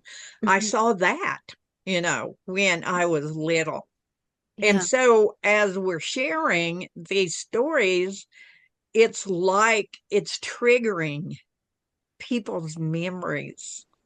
And that's very important now for people to begin to remember things that they've put back somewhere and Yeah. haven't remembered in a long time, because that says a lot about who we are and how open we are now to all these things that are happening and have happened. Yeah, I agree. I think, like you said, a lot more people are gonna start getting their psychic abilities are gonna start to manifest more and more within them. I mean, it's always within us, but like you said, it's gonna kind of get turned on more now. I feel that. Yeah. Yeah, so I mean, those are pretty much all the experiences I've had that I can think of. The bigger ones, yeah, um, yeah, that's pretty much like all my experiences that I wanted to come on and talk about. But yeah. But maybe you should talk about what you feeling about life right now and what you're going to be doing hmm next. Yeah, so well, with my Being Human Now show, I'm hoping to have people on that are Being human on YouTube. yes. Yeah, Being Being Human. human now on YouTube. Yes. Being Human Now, and I actually want to, it's a funny story about that. I'm I consider John Trudell a teacher of mine, and so I kind of base the name off one of his philosophies that he explains that human being really means something, and that there's two parts to us. There's the human, he would say, the bone, flesh and blood of the earth that were shapes of the earth, human, and then there's the being, the spirit. And being always is, it's how we're with our ancestors. When we get done being human, we got back to being human being. And so he also has a quote, and that's part of like my description for the show is that I'm just a human being in a world that's very rapidly losing its meaning of what it is to be being human. I think I got that right. Hopefully I didn't butcher it. But that's kind of what the show's based on is like remembering that we're spirit first, and also what does that mean then? What are the implications for what we're really meant to be doing here? And kind of trying to get back to playing our right roles as human beings, being cooperative stewards of the earth, getting back in touch with nature, back in touch with each other, learning about natural healing again, and maybe alternative forms of energy that are cleaner, and just new ways to exist that are more meaningful and more along the lines of maybe what creator universe intended for us. So I have guests on to talk about their experience. I also want to talk about the supernatural and the paranormal, or what many people consider that, but I just really think it's natural and it's normal. It's just we've been separated from it for so long. And Arla was kind enough to come on and be a guest and tell me about the star people and share the gift of the light code. So thank you again for coming on. And yeah, and so yeah, those type of guests just to talk about how normal and natural what some people consider the paranormal, the supernatural, talk about their experiences, information they can share about that, also information about alternate ways of living, because I really feel that we need to start getting more in touch with those because of, you know, plans that are being made for people we did not elect. They're making plans for us, making plans for the whole world. Some people call it the Great Reset or the NWO. But yeah, just trying to make plans so we don't fall victim to that, getting more responsible. And so that's kind of where I'm trying to go with the show. And if you want to contact me, you can contact me at beinghuman220 at protonmail.com.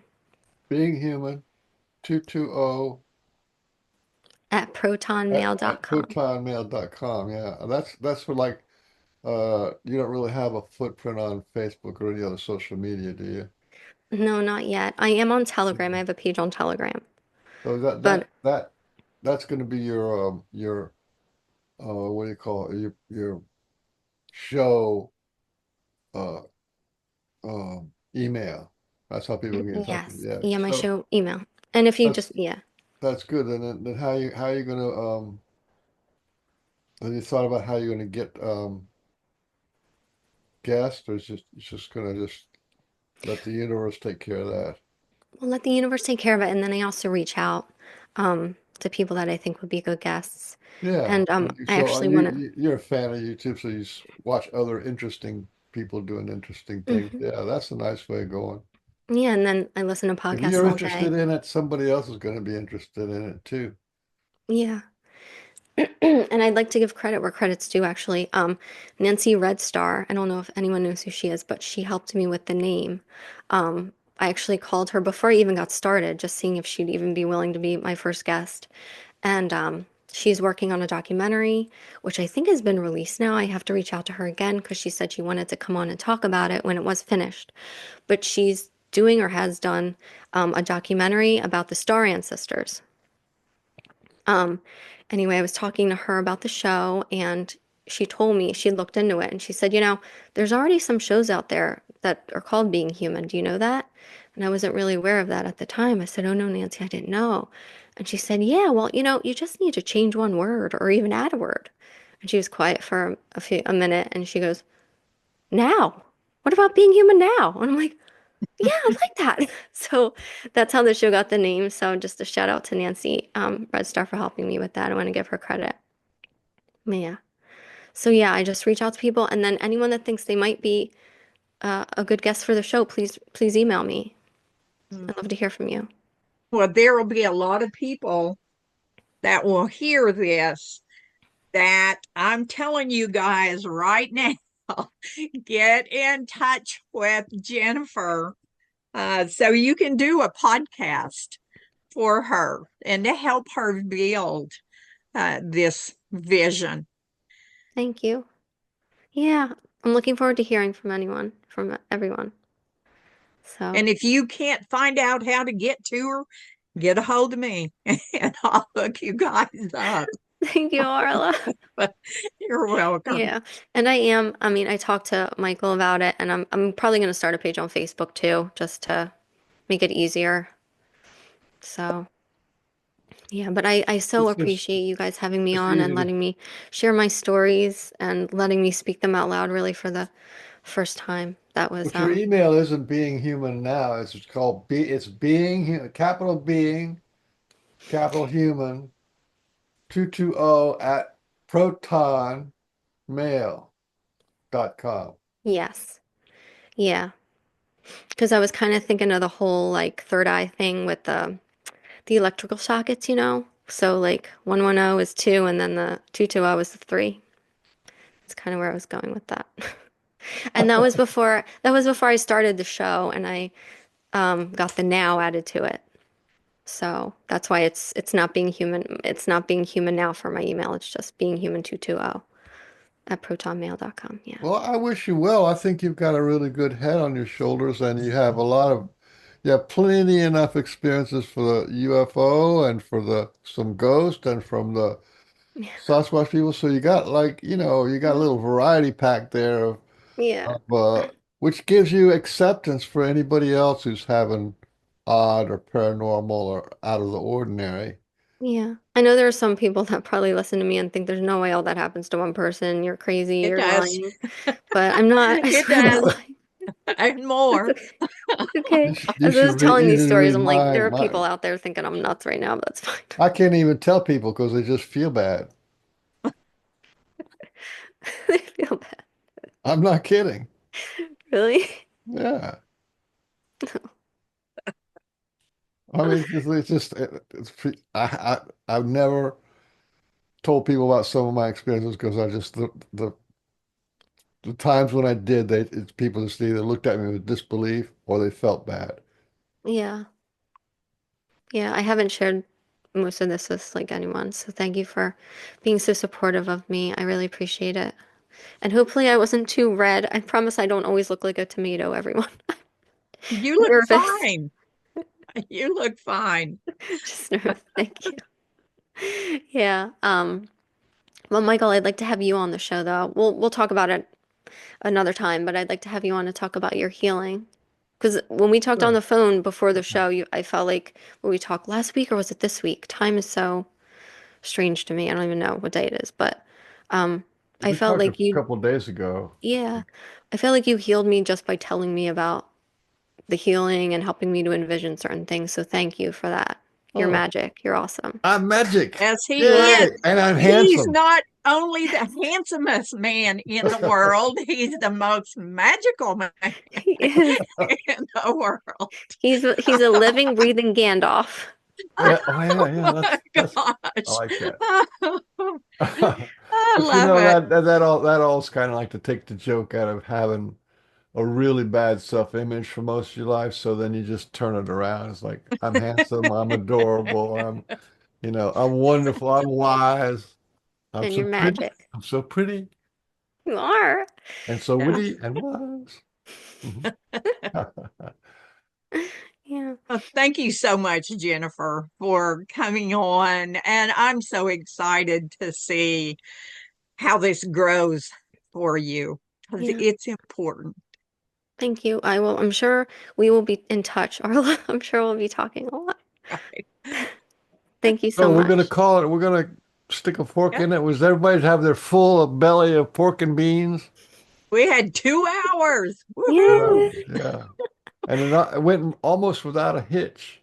Yep. Of Thank you course, I so started much. an hour early, so I was gonna give myself a chance to like screw up every way I could, and then it was gonna work What out. happened? Uh, You Oh, started an just a hour little early? joke between me and Arla. he, Because getting yeah. this thing going is like, Uh, it's just I am so thankful to the universe for Michael because there is no way I could do all the oh stuff yeah, that he yeah, you does to could, yeah, you bring could. this Look, if Brian can to do it, you could do it.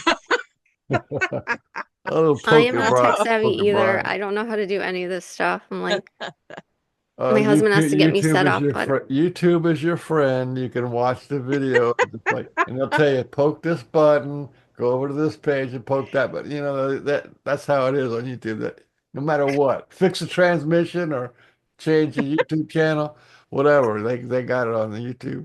yeah, they do.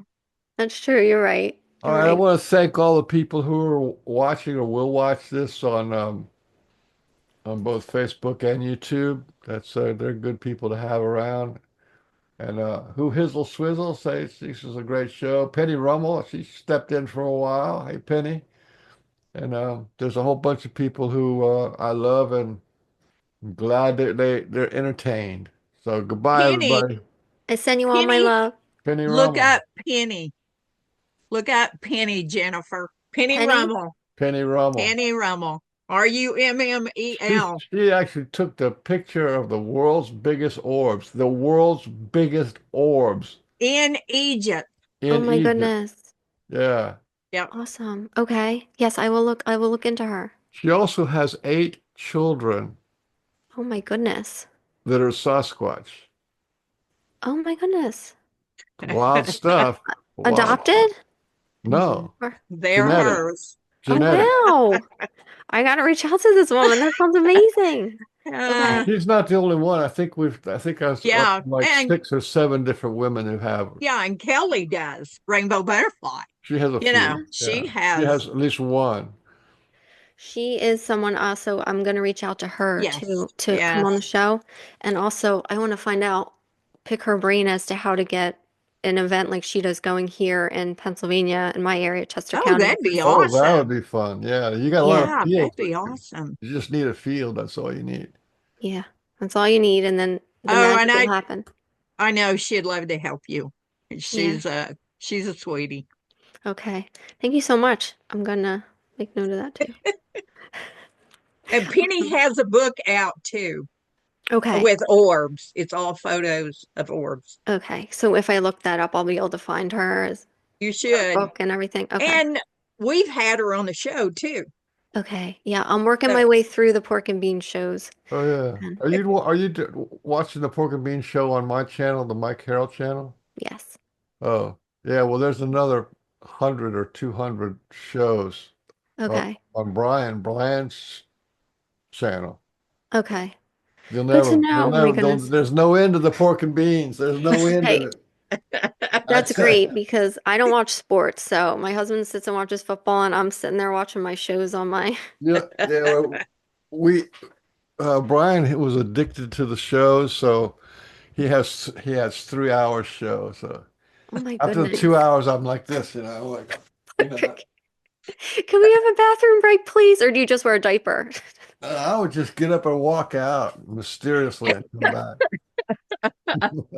he loves marathon shows because he Yeah. loves to talk and and listen to people and stuff. And so he just, yeah, It's like a we've had party. lots It of is like a 3 hour party. For him, it shows was like a and party, yeah. 4 hour. Oh my goodness. But I'm sure it's so fun. I love that. You guys are just hanging out, talking about awesome stuff. Well, look, it's 3:03. If we talk for another 30 minutes, it'd be 3:33. Well, I think 303 is pretty good. 303 is pretty good. Yeah. All Yes, right. it is. Everybody's put up wave bye bye. And I'll end the show. Bye. Hi, everyone. In the meeting for all.